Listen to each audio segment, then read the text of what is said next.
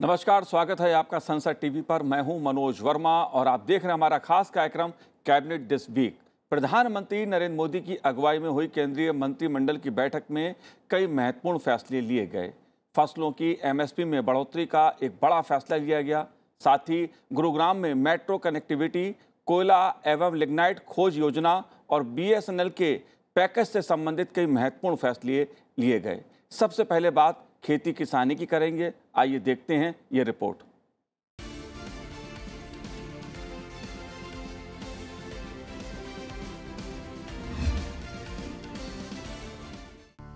सरकार ने देश के करोड़ों किसानों को बड़ा तोहफा दिया है।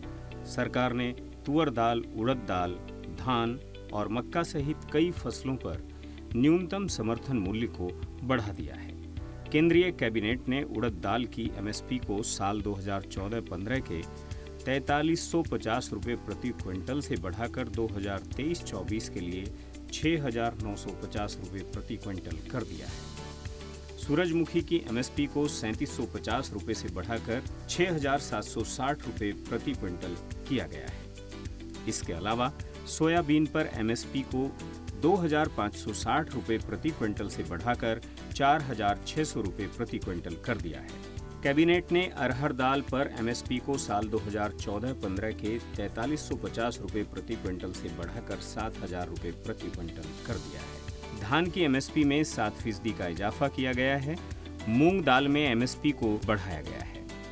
5705 रुपये प्रति क्विंटल की लागत के बदले यह पहले 7755 रुपये थी। इसे अब बढ़ाकर साल 2023-24 के लिए 8598 रुपये कर दिया गया है। मूंगफली में एमएसपी को 9% बढ़ाकर 6357 रुपये प्रति क्विंटल कर दिया गया है। ज्वार, बाजरा, रागी, तुअर, उड़द, सूरजमुखी और सोयाबीन की एमएसपी में भी बढ़ोतरी की गई है। कपास की एमएसपी में अच्छा खासा इजाफा किया गया है। एमएसपी में कई वर्षों की सबसे अधिक बढ़ोतरी हुई है। न्यूनतम समर्थन मूल्य लागत से कम 50% ज्यादा रखा जाता है। हाल के वर्षों में सरकार लगातार इन फसलों के लिए उच्च न्यूनतम समर्थन मूल्य की पेशकश करके दलहन, तिलहन और अन्य पोषक धान्य, श्री अन्न जैसे अनाजों के अलावा कई फसलों की खेती को बढ़ावा दे रही है। इसके अतिरिक्त सरकार ने किसानों को उनकी फसलों में विविधता लाने के उद्देश्य से प्रोत्साहित करने के लिए राष्ट्रीय कृषि विकास योजना, राष्ट्रीय खाद्य सुरक्षा मिशन जैसी विभिन्न योजनाएं एवं गतिविधियां भी शुरू की हैं। देश में 2022-23 के तीसरे अग्रिम अनुमान के अनुसार कुल खाद्यान्न उत्पादन रिकॉर्ड 330.5 मिलियन टन होने का अनुमान है, जो पिछले साल 2021-22 की तुलना में 14.9 मिलियन टन अधिक है। यह बीते 5 वर्षों में होने वाली सबसे अधिक वृद्धि को दर्शाता है। एमएसपी का मतलब मिनिमम सपोर्ट प्राइस यानी न्यूनतम समर्थन मूल्य से है। सरकार एमएसपी के जरिए किसानों को उनकी उपज के न्यूनतम मूल्य की गारंटी देती है। केंद्रीय मंत्री पीयूष गोयल ने कहा कि एमएसपी में कई वर्षों की सबसे अधिक बढ़ोतरी हुई है, जिससे किसानों को फायदा होगा। मुझे आपसे बताते हुए खुशी होती है कि ओवरऑल जो फूड ग्रेन प्रोडक्शन है खरीफ का, वो 285 मिलियन टन यानी 2850 लाख टन जो 18-19 में था, वो बढ़ के इस वर्ष का अनुमान है कि 330 मिलियन टन, 3300 लाख टन तक जाएगा। यानी 450 लाख टन की वृद्धि इस मात्र 4 वर्षों में। शायद ही कोई देश होगा दुनिया में जिसमें इतनी बड़ी मात्रा में फूड ग्रेन आउटपुट बढ़ा हो। खासतौर पे कोविड के बाद ये यूक्रेन की युद्ध, इस सब के बीच में फर्टिलाइजर के शॉर्टेजेस, ट्रांसपोर्ट फ्रेट की समस्या, इन सबको जब हम देखते हैं, ऐसे विपरीत परिस्थितियों में माननीय प्रधानमंत्री मोदी जी के नेतृत्व में जिस प्रकार से खाद्य सुरक्षा की भी चिंता की गई और हमारे किसानों की विशेष रूप से चिंता की गई, वो वास्तव में सराहनीय है। 2 इंटरेस्टिंग पॉइंट्स हैं। पिछले 4 साल में दलहन में लगभग 25% की उत्पादन में वृद्धि हुई है और तिलहन में लगभग 30% की वृद्धि देश के किसानों ने की है। ये भी मैं समझता हूँ एक बहुत अच्छा लक्षण है जो दर्शाता है कि प्रधानमंत्री जी के अलग अलग जो योजनाएं हैं, चाहे वो पीएम किसान सम्मान निधि हो, चाहे वो कृषि क्रेडिट कार्ड, किसान क्रेडिट कार्ड के माध्यम से पर्याप्त मात्रा में ऋण उपलब्ध कराने की बात हो, फर्टिलाइज़र की दामें ना बढ़ाने की बात हो, समय समय पे अच्छे दामों में बीज मिले किसानों को, जिस प्रकार से प्रधानमंत्री सिंचाई योजना के माध्यम से और बड़े मात्रा में सिंचाई पहुंचाई गई है किसानों तक, देश में 24 घंटे बिजली सुनिश्चित कर दी गई है।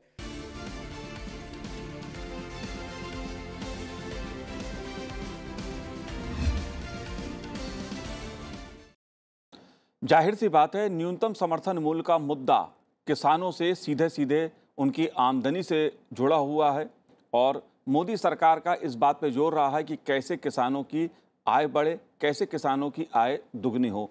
उस लिहाज से अगर कहा जाए तो न्यूनतम समर्थन मूल्य का फैसला केंद्रीय मंत्रिमंडल का खासा महत्वपूर्ण है। कृषि मंत्रालय भारत सरकार के पूर्व कृषि आयुक्त डॉक्टर एस.के. मल्होत्रा जी हमारे साथ जुड़े हुए हैं। मल्होत्रा जी, आपका स्वागत है संसद टीवी पर। और मैं आपसे जानना चाहूँगा इस मुद्दे को, क्योंकि न्यूनतम समर्थन मूल्य की जब भी बात होती है तो ये मुद्दा सामाजिक और आर्थिक दृष्टि से किसानों के लिए खासा महत्वपूर्ण हो जाता है। आप कैसे इस मुद्दे को देखते हैं और मंत्रिमंडल का जो फैसला है वो क्यों महत्वपूर्ण है? अभी जैसे कि आप देख रहे हैं कि खरीफ सीजन की जो बिजाई है, इसकी शुरुआत अब हो गई है और जो है जैसे कि कई लोग वर्षा का इंतजार भी कर रहे हैं, तो खरीफ सीजन हमारे लिए बहुत महत्वपूर्ण स्थान रखता है। इसमें हमारी दलहनी, तिलहनी और अन्य खाद्यान्न फसलें जो है मुख्य रूप से इस खरीफ सीजन से निकल करके आती हैं। इसीलिए जब भी नया सीजन शुरू होता है तो भारत सरकार एमएसपी जो है वो डिक्लेयर करती है, क्योंकि जैसे कहीं महंगाई बढ़ती है तो इनपुट की कॉस्ट भी बढ़ती है, तो कॉस्ट ऑफ प्रोडक्शन को देखते हुए जो लागत आती है खेती करने में वो भी बढ़ती है। तो उन सब चीजों को ध्यान में रखते हुए कि किसानों का जो इंटरेस्ट है उसको ध्यान में रखा जाए और उसके लिए जो है एमएसपी की जो वृद्धि साल में 2 बार, जैसे खरीफ सीजन शुरू होता है तब की जाती है, इसी तरह से रबी सीजन की शुरुआत होती है तब की जाती है। क्योंकि भारत सरकार एक तरह से मैं ये कहूंगा कि हर सीजन में टारगेट फिक्स करती है कि कितने खाद्यान्न हमें उत्पादन करने की जरूरत है। तो वो खाद्यान्न जब उत्पादन करने हैं, उस टारगेट को पूरा करने के लिए एक संदेश किसानों तक जाए कि भारत सरकार की प्रतिबद्धता है कि वो जो है आपका जो खाद्यान्न है, चाहे चावल है या गेहूं है, उसको जो है एक एमएसपी पर जो खरीदेगी। इसी तरह से अभी तिलहनी और दलहनी फसलों की भी खरीदी की शुरुआत की गई है और नेफेड के माध्यम से कर रहे हैं। तो ये एक प्रकार का संदेश सीधा किसानों को जाता है कि हम अपनी खाद्य सुरक्षा को सुनिश्चित करने के लिए और जो टारगेट भारत सरकार ने बनाए हैं, क्योंकि हम अपने लोगों के लिए, अपनी जनसंख्या के लिए जो है पर्याप्त मात्रा में खाद्यान्न उपलब्ध करा सके और उचित मूल्य पर करवा सके और साथ साथ जो है किसान को भी उचित मूल्य मिले उसकी मेहनत का, इसीलिए सरकार जो है एमएसपी डिक्लेयर करती है। और वो सीजन से पहले जो एमएसपी डिक्लेयर की जाती है उसका सीधा संदेश जाता है और वो एक ट्रिगर पॉइंट का काम करता है। जैसे खरीफ सीजन की मैं जब बात चर्चा कर रहा था, तो हमारा जो टोटल उत्पादन जो अभी बताया गया 330 मिलियन टन जो हुआ है, और इसी तरह से इस साल के भी टारगेट रखे गए हैं कि करीब करीब 335 मिलियन टन हमें जो है खाद्यान्न उत्पादन करना है जो ये सीजन आया है। इसमें से करीब करीब 165 मिलियन टन खरीफ सीजन से आएगा। तो खरीफ सीजन के उस टारगेट को पूरा करने के लिए किसानों तक ये संदेश जाए कि भारत सरकार वो उसको जो है खरीदी करेगी और जो हमारा नेशनल फूड सिक्योरिटी मिशन है उसके तहत नेशनल फूड सिक्योरिटी में जैसे हमारी प्रतिबद्धता है कि हम किसानों से खरीदें और उसके बाद से जो है हमें खाद्य सुरक्षा सुनिश्चित करने के लिए वो उपलब्ध कराएं, चाहे वो पब्लिक डिस्ट्रीब्यूशन सिस्टम के माध्यम से है, चाहे वो किसी भी तरीके से है। तो अब जैसे सीजन की शुरुआत होगी तो सरकार अपनी योजना भी उसी तरीके से बनाती है कि उस क्षेत्र को जो है आगे जो है जिसमें बढ़ावा देना है कि उसमें कितना क्षेत्र कवर किया जाए। तो किसानों को जो है राज्य सरकारों को जो है एक प्रकार का संदेश जाता है कि इतना क्षेत्र कवर हो और किसान भी एक तरह से अपना निर्णय ले सकता है जब हम लोग ये बात करते हैं एमएसपी की, तो जब उसको ये दिमाग में रहता है कि जी। मुझे आगे जो प्राइस मिलने वाला है वो कम से कम इतना तो प्राइस मेरे को गेहूं और चावल के लिए मिलेगा, तो उसके दिमाग में जो एक अपनी योजना रहती है कि हाँ, इस पर्टिकुलर क्षेत्र के लिए और फसल के लिए मल्होत्रा मुझे जी। इतना क्षेत्र जो है उत्पादन के लिए जो है उसमें डालना चाहिए। जी। तो ये जो सभी संदेश हैं इससे इस एमएसपी वृद्धि करने से जाता है। तो अभी आप जैसे देख रहे हैं कि एमएसपी की जो एसके वृद्धि मल्होत्रा है, जी, अलग-अलग एसके फसलों मल्होत्रा में जी, जो है उसको बताया गया है। जी, मैं आपसे ये जानना चाहता हूं कि कुछ समय पहले तक ये देखने को कब मिलता था कि दलहन या तिलहन के दामों में जिस प्रकार से न्यूनतम समर्थन मूल्य की वृद्धि पिछले कुछ वर्षों से अब हम देख रहे हैं 2014 के बाद वो पहले कम देखने को मिलती थी। इसके पीछे क्या उद्देश्य है? इसके लिए जैसे कि 2018-19 की जो बात है, आपको अगर इस बात का स्मरण हो, जी। तो उस टाइम में भारत सरकार ने किसानों को एक तरह से मैं ये कहूँगा कि कहा था कि हम लोग जो है, जो उसका उत्पादन लागत आती है, उसका 150% यानी कि 1.5 गुना जो है उसको जो है वो लाभ मिले। तो उसी तरीके से जो है एमएसपी फिक्स की गई थी और एमएसपी जो है अभी आप देख रहे हैं कि निरंतर उसकी बढ़ोतरी हो रही है और अभी भी जो अभी के जो आंकड़े भी आप देख रहे हैं कि जिसमें जिसमें करीब-करीब 7% से लेकर के 10% तक की मैं ये कहूँगा कि जितनी हमारी ये फसलें हैं, वैसे तो जो है भारत सरकार 23 फसलों का जो है एक तरह से एमएसपी डिक्लेयर करती है। 23 में से जो है करीब-करीब 12-13 फसलें जो हैं वो खरीफ सीजन में होती है, तो उनका डिक्लेयर किया है। इसी तरह से आगे रबी फसलें जो आएँगी, उनका भी एमएसपी डिक्लेयर किया जाएगा। तो निरंतर रूप से आप जो है वो बढ़ोतरी देखने को मिल रही है, क्योंकि वो किसानों का एक तरह से मैं ये कहूँगा कि जो इंटरेस्ट है उसको सेफगार्ड किया गया है, जिससे कि उसको एक निश्चित जो मूल्य है वो मिले और उसकी आमदनी में इजाफा हो और वो किसी भी तरह से कोई नुकसान में ना रहे। तो किसानों का जो मैं ये कहूँगा कि हित है, उसको जो है मद्देनज़र रखते हुए सरकार ने बहुत अहम जो है एक तरह से निर्णय लिया है और न्यूनतम समर्थन मूल्य की जो बढ़ोतरी है, वो निश्चित रूप से किसानों के लिए बहुत ही अच्छी कारगर सिद्ध होगी। ना केवल किसानों के लिए बल्कि हमारे देश की खाद्य सुरक्षा, पोषण सुरक्षा और मैं ये कहूँगा कि जो इनकम सिक्योरिटी है, आय सुरक्षा, वो भी सुनिश्चित हो। जी, बिल्कुल, इसके पीछे एक उद्देश्य ये भी है कि देश में दलहन का उत्पादन अधिक से अधिक हो। बिल्कुल। अब मेरा जी। एक दूसरा सवाल आपसे ये है, क्योंकि बात हम जब श्री अन्न की करते हैं, तो उसको लेकर भी भारत सरकार का खासा जोर है, जिसे मोटा अनाज हम कह सकते हैं। इसके न्यूनतम समर्थन मूल्य में भी अच्छी खासी बढ़ोतरी की गई है। इसके पीछे क्या उद्देश्य है? इससे जी। कैसे किसानों को लाभ होगा? बिल्कुल। तो ये जो अभी मैंने जैसे आपने अभी उसमें बात बताई है दलहनी फसलें।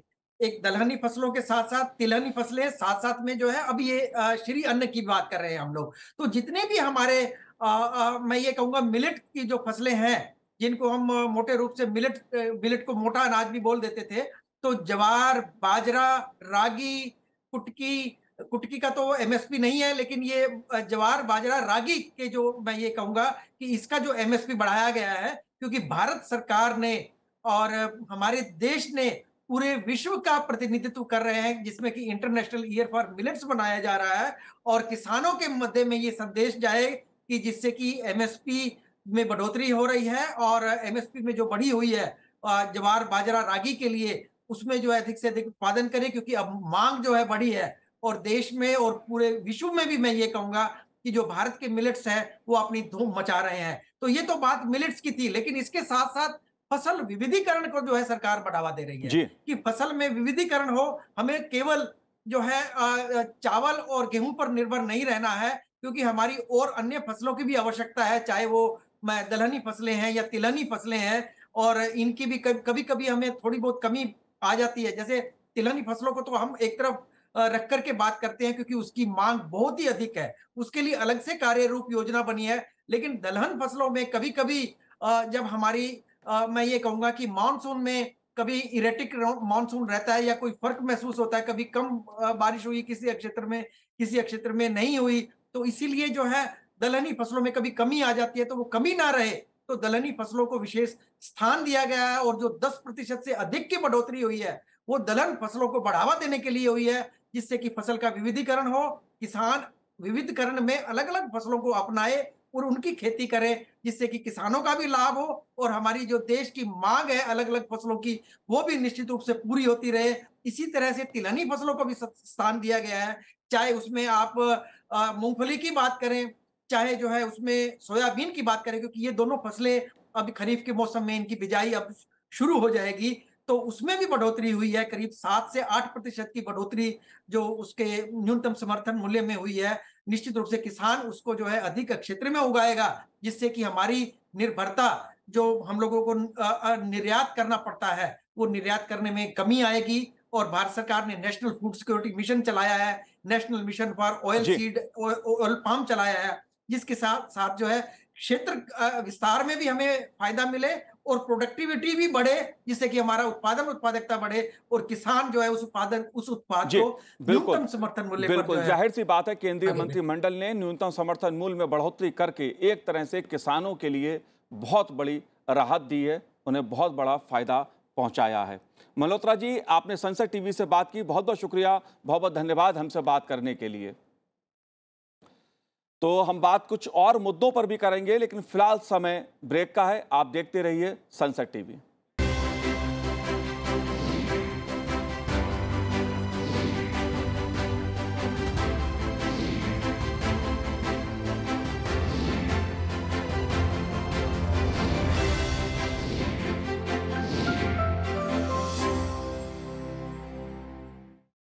ब्रेक के बाद आपका स्वागत है। आप देख रहे हैं हमारा खास कार्यक्रम कैबिनेट दिस वीक, और अब हम बात करेंगे नरेंद्र मोदी की अध्यक्षता में मंत्रिमंडलीय समिति द्वारा कोयला और लिग्नाइट अन्वेषण योजना को मंजूरी की। आइए देखते हैं इससे संबंधित ये रिपोर्ट। प्रधानमंत्री नरेंद्र मोदी की अध्यक्षता में आर्थिक मामलों की मंत्रिमंडलीय समिति ने 2,980 करोड़ रुपए के अनुमानित व्यय के साथ केंद्रीय क्षेत्र की कोयला और लिग्नाइट अन्वेषण योजना को 2021-22 से 2025-26 तक अर्थात 15वें वित्त आयोग चक्र के साथ सह समाप्ति तक जारी रखने की मंजूरी दी। इस योजना के तहत कोयला और लिग्नाइट के लिए अन्वेषण 2 व्यापक चरणों में किए जाते हैं। यह मंजूरी गैर CIL क्षेत्रों में प्रचार संबंधी अन्वेषण के लिए 1,650 करोड़ रुपए और विस्तृत ड्रिलिंग के लिए 1,330 करोड़ रुपए का परिव्यय प्रदान करेगी। क्षेत्रीय अन्वेषण के अंतर्गत लगभग 1,300 वर्ग किलोमीटर क्षेत्र और विस्तृत अन्वेषण के अंतर्गत लगभग 650 वर्ग किलोमीटर क्षेत्र को कवर किया जाएगा। देश में उपलब्ध कोयला संसाधनों को प्रमाणित करने और इनका अनुमान लगाने के लिए कोयला और लिग्नाइट के लिए अन्वेषण आवश्यक होते हैं, जिनसे कोयला खनन शुरू करने के लिए विस्तृत परियोजना रिपोर्ट तैयार करने में मदद मिलती है। इन अन्वेषणों के माध्यम से तैयार की गई भूवैज्ञानिक रिपोर्ट का उपयोग नए कोयला ब्लॉकों की नीलामी के लिए किया जाता है और इसके बाद सफल आवंटियों से इसकी लागत प्राप्त की जाती है। मंत्रिमंडल के इस फैसले पर बात करने के लिए हमारे साथ इस समय जुड़े हुए हैं अमृतलाल मीणा जी, जो सचिव हैं कोयला मंत्रालय भारत सरकार के। अमृतलाल मीणा जी, आपका स्वागत है संसद टीवी पर। और मैं आपसे जानना चाहूँगा, जो केंद्रीय मंत्रिमंडल ने ये फैसला लिया है कि किस तरह से देश में जो कोयले का उत्पादन है या लिग्नाइट से जुड़ा हुआ जो विषय है वो क्यों महत्वपूर्ण है, क्या इसके पीछे उद्देश्य है इस योजना के पीछे? धन्यवाद मनोज जी। देश में कोयले की समुचित उपलब्धता के लिए और लिग्नाइट की समुचित उपलब्धता के लिए यह जरूरी है कि हमारे पास में उसके एक्सप्लोरेशन के बाद में GR तैयार रहें जी। तो उस दृष्टिकोण से यह योजना बहुत जरूरी थी। हमारे देश में अब तक लगभग 32,000 स्क्वायर किलोमीटर क्षेत्र में कोयले की उपलब्धता की संभावना जियोलॉजिकल सर्वे ऑफ इंडिया के द्वारा प्रतिवेदित की गई है। इसमें से लगभग 16,000 स्क्वायर किलोमीटर का एक्सप्लोरेशन पूर्ण हो चुका है अब तक, और बचे हुए 16,000 में से लगभग 10,000 स्क्वायर किलोमीटर का एक्सप्लोरेशन होना है, और उसको उस आवश्यकता की पूर्ति के लिए इस योजना की मंजूरी प्रदान की गई है। इसके हो जाने से हमें नए ब्लॉक्स बनाने में मदद मिलेगी। माननीय प्रधानमंत्री जी ने 2020 में commercial auction of coal mines की शुरुआत की थी जी। उसके बाद से 87 कोल माइंस का ऑक्शन हो चुका है, अनेकों में उत्पादन शुरू हो गया है। आने वाले समय में चूंकि देश की कोयले की आवश्यकता अधिक है, एनर्जी सिक्योरिटी के लिए जरूरी है कि अतिरिक्त माइंस को कॉमर्शियल ऑक्शन में समावेशित किया जाए। तो उसके लिए माइंस के ब्लॉक तैयार करने के लिए एक्सप्लोरेशन उसके पहले की गतिविधि है जो की जानी है, और उसमें जो व्यय होना है उसके लिए इस योजना की मंजूरी दी गई है जी। अब मंजूरी के बाद में CMPDIL और MECL के द्वारा देश के कोयला धारण करने वाले राज्यों में और नॉर्थ ईस्टर्न क्षेत्रों में भी एक्सप्लोरेशन को बढ़ावा दिया जाएगा, ताकि हमारे पास अतिरिक्त कोल ब्लॉक उपलब्ध रह सके। जी अमृतलाल जी, एक महत्वपूर्ण मुद्दा है कोयले की उपलब्धता का, कि देश में कोयले का जो उत्पादन है, एक समय इसको लेकर सवाल उठा करते थे कि कोयले का संकट है, लेकिन पिछले कुछ वर्षों में ये देखने में आया है कि अब इस तरह की खबरें सुनने को देखने को नहीं मिलती हैं। कोयले का जो ब्लॉक की नीलामी का मुद्दा है वो भी खासा महत्वपूर्ण है, पारदर्शिता के लिहाज से बहुत महत्वपूर्ण है। इन दोनों मुद्दों पर आपका क्या कहना है? देखिए, देश में कोयले के उत्पादन में उल्लेखनीय वृद्धि हुई है। वर्ष 2022-23 में 893 मिलियन टन कोयले का उत्पादन हुआ है, जिसमें 115 मिलियन टन कैप्टिव एवं कॉमर्शियल माइन से हुआ है जी। ये उससे पिछले वर्ष की तुलना में लगभग 14% की ओवरऑल वृद्धि हुई है। अभी देश में पावर सेक्टर के लिए कोयले की प्रचुर उपलब्धता है, और कॉमर्शियल एवं कैप्टिव जो माइंस ऑक्शन हुई है उसमें माइंस को चालू करने से पहले जो डिफरेंट क्लियरेंसेज होते हैं उसके लिए कोयला मंत्रालय द्वारा समुचित समन्वय किया जा रहा है, और तेजी से नई माइंस ऑपरेशन में आ रही है। तो अभी देश में ओवरऑल कोयले की उपलब्धता की स्थिति काफी सुधार हो चुका है, और आने वाले समय में उसमें और वृद्धि होगी। इस वर्ष के लिए, वर्ष 2023-24 के लिए कोल मंत्रालय के द्वारा 1000 मैट्रिक टन का लक्ष्य रखा गया है, 1 बिलियन टन का जी। और उस लक्ष्य की प्राप्ति के लिए हम लोग आशान्वित हैं। जी अमृतलाल जी, आखिरी सवाल मेरा आपसे ये है, क्योंकि ये मुद्दा आर्थिक पहलू से भी जुड़ा है, जाहिर तौर पे कोयला और लिग्नाइट का मुद्दा है, आर्थिक दृष्टि से ये फैसला कितना महत्वपूर्ण है? ये अत्यंत ही महत्वपूर्ण है, क्योंकि कोयला हमारी एनर्जी रिक्वायरमेंट का प्राइमरी सोर्स है, और देश की आर्थिक वृद्धि तेजी से हो रही है। ऊर्जा की अतिरिक्त आवश्यकता हर वर्ष बढ़ती जा रही है, इसलिए कोयले की उसके अनुरूप उपलब्धता होना हमारे आर्थिक विकास के लिए अत्यंत महत्वपूर्ण है। उस दृष्टिकोण से कोयले की समुचित उपलब्धता हो। विभिन्न अध्ययनों से यह ज्ञात है कि वर्ष 2047 तक कोयले की आवश्यकता बढ़ती रहेगी देश में। 2030 तक लगभग 1500 मिलियन टन और 2047 तक लगभग 2000 मिलियन टन की आवश्यकता होगी। तो उस आवश्यकता की पूर्ति के लिए नितांत आवश्यक है कि हमारे पास एक्सप्लोर्ड ब्लॉक्स रहें, जिनको ऑफर किया जा सके कॉमर्शियल कोल माइनिंग के लिए। तो इसलिए ये भविष्य की आवश्यकता को देखते हुए लिया गया निर्णय है, जो आगे जो हमारी एनर्जी रिक्वायरमेंट होगी उसकी पूर्ति में अत्यंत ही मददगार साबित होगा। लिग्नाइट की उपयोगिता की अगर मैं बात करूं, तो लिग्नाइट की जो उपयोगिता है वो कितनी महत्वपूर्ण है? किस क्षेत्र में इसका सबसे ज्यादा उपयोग होता है? देखिए, अपने देश में तमिलनाडु, राजस्थान और गुजरात राज्यों में लिग्नाइट के खदान हैं। नाइबेली लिग्नाइट कॉरपोरेशन तमिलनाडु में लिग्नाइट पर आधारित पावर प्लांट चलाया जा रहा है उनके द्वारा। राजस्थान में भी लिग्नाइट आधारित पावर प्लांट है, और अन्य एनर्जी रिक्वायरमेंट के लिए भी लिग्नाइट का उपयोग हो रहा है।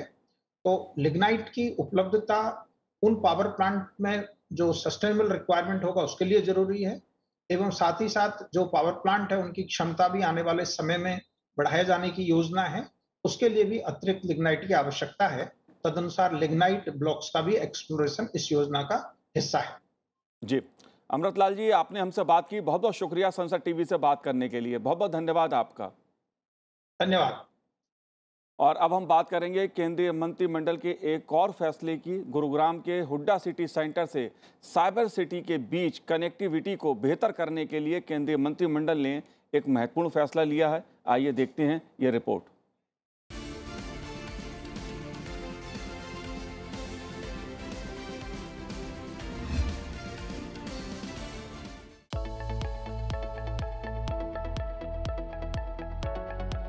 केंद्रीय मंत्रिमंडल ने गुरुग्राम के हुड्डा सिटी सेंटर से साइबर सिटी के बीच 28.5 किलोमीटर लंबे मेट्रो कनेक्टिविटी को मंजूरी दी है। शहरी विकास एवं आवास मंत्रालय के मेट्रो विस्तार के प्रस्ताव को मंजूरी प्रदान की गई है। इस परियोजना पर 5,453 करोड़ रुपए की लागत आएगी। परियोजना को मंजूरी की तिथि से 4 वर्ष में पूरा करने का प्रस्ताव है। हुडा सिटी सेंटर से साइबर सिटी तक बनने वाला ये पूरा रूट एलिवेटेड होगा। इससे हरियाणा, खासकर गुरुग्राम और दिल्ली के लोगों को फायदा होगा। परियोजना को Haryana mass rapid transport corporation limited द्वारा लागू किया जाएगा। स्वीकृति आदेश जारी होने के बाद केंद्र और हरियाणा सरकार के 50-50 विशेष प्रयोजन वाहन को स्थापित किया जाएगा। गुरुग्राम सूचना प्रौद्योगिकी और स्टार्टअप हब है। मेट्रो का विस्तार होने से रोजगार के नए अवसर विकसित होंगे। नए और पुराने शहर के जुड़ जाने से क्षेत्र का संपूर्ण आर्थिक विकास सुनिश्चित होगा।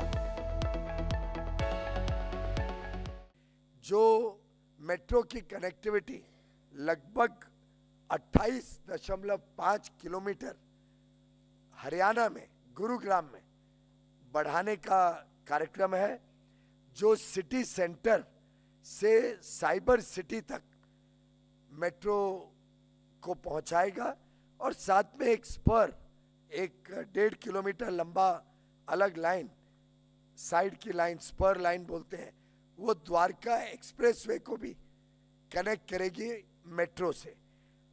ये लगभग 5,453 करोड़ रुपए की लागत से 4 वर्षों में पूरा किया जाएगा, जिससे हमारे हरियाणा के खासतौर पे गुरुग्राम के लोगों को तो बहुत बड़ा फायदा होगा ही। लगभग 7.5 लाख अनुमानित है रोज यातायात करेंगे इस मेट्रो लाइन पे, जो इसका लाभ लेंगे। और इसके फलस्वरूप अनुमानित है कि जो गुरुग्राम है उस क्षेत्र में आईटी सेक्टर, इनोवेशन सेक्टर, देश और विदेश की कई कंपनियां वहां पे काम कर। इस प्रोजेक्ट को मंजूरी देने से एक अनुमान ये है कि लगभग इससे लाखों की संख्या में नए रोजगार के अवसर गुरुग्राम में शुरुआत होगी।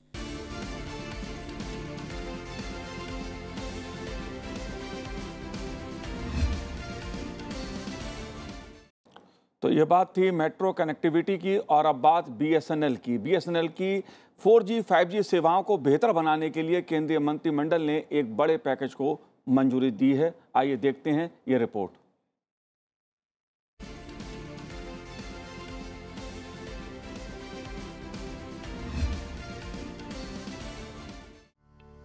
केंद्रीय मंत्रिमंडल ने 89,047 करोड़ रुपए के कुल परिव्यय के साथ बीएसएनएल पुनरुद्धार पैकेज को मंजूरी दी है। इसमें इक्विटी इन्फ्यूजन के जरिए बीएसएनएल के लिए 4G और 5G स्पेक्ट्रम का आवंटन शामिल है। बीएसएनएल की अधिकृत पूंजी 1,50,000 करोड़ रुपए से बढ़ाकर 2,10,000 करोड़ रुपए की जाएगी। इस पुनरुद्धार पैकेज के साथ बीएसएनएल एक मजबूत दूरसंचार सेवा प्रदाता के रूप में उभरेगा, जो देश के दूर दराज के क्षेत्रों के साथ संपर्क पर केंद्रित होगा। इस स्पेक्ट्रम आवंटन के साथ बीएसएनएल पूरे भारत में 4G और 5G सेवाएं प्रदान करने में सक्षम होगा। विभिन्न संपर्क परियोजनाओं के तहत बीएसएनएल 4G कवरेज से वंचित गांवों में इसकी सुविधा प्रदान करेगा। ये हाई स्पीड इंटरनेट के लिए फिक्स्ड वायरलेस एक्सेस सेवाएं और कैप्टिव नॉन पब्लिक नेटवर्क के लिए सेवाएं और स्पेक्ट्रम प्रदान करेगा।